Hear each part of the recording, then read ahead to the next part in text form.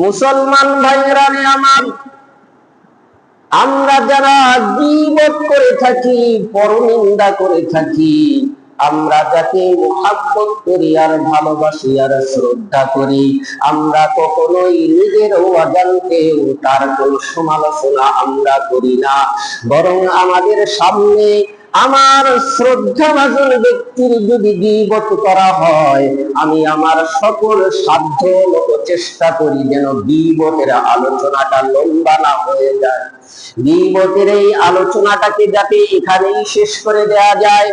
কিন্তু আমি যাকে অপছন্দ করি, আমি যাকে অশ্রদ্ধা করি, ভালোবাসি না, ঘৃণা করি, আমি যার সফলতায় ব্যতীত হই, যার কষ্টে আমি আনন্দিত হই, আমি সাধারণত তাদের ওই গীবত করে থাকি, তাদের ওই পরনিন্দা করে থাকি, তাদের ওই সমালোচনা করে থাকি।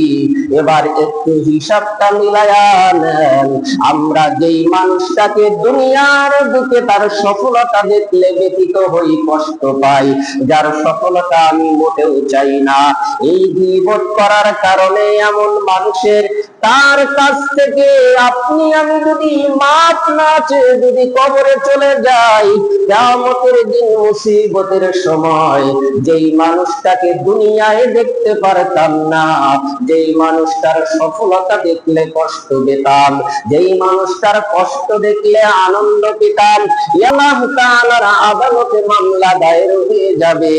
যতক্ষণ পর্যন্ত তার গুনাহ পরিমাণ আপনার কষ্টে উপার্জিত সওয়াব, আপনার লক্ষ লক্ষ টাকা দিয়ে হজের সওয়াব, আপনার তাহাজ্জুদের নামাজের সওয়াব, আপনার নানা ধরনের কষ্টে উপার্জিত এই সওয়াবগুলো যতক্ষণ পর্যন্ত তার আমলনামায় দিয়ে দেওয়া না হবে, যতক্ষণ পর্যন্ত সমপরিমাণ সওয়াব, যেই পরিমাণ গীবত আমি করেছি সেই পরিমাণ সওয়াব আপনারা আমার আমলনামা থেকে তার আমলনামায় দিয়ে দেওয়া না হবে, ততক্ষণ পর্যন্ত আপনারা আমার কোনো নিস্তার থাকবে না। তাহলে চিন্তা করে দেখুন, যেই যাকে আমি পছন্দই করি না, দুনিয়াতেই পছন্দ করি না, তাকেই কিয়ামতের দিন আমার কষ্টে উপার্জিত সকল আমলের সওয়াবগুলো তাকে দিয়ে দিতে হবে। এই জন্য আমরা কি গীবত করার কোনো সুযোগ আছে? গীবত করা যাবে? পরনিন্দা করা যাবে? এই পরনিন্দার গুনাহ কত ভয়ানক গুনাহ!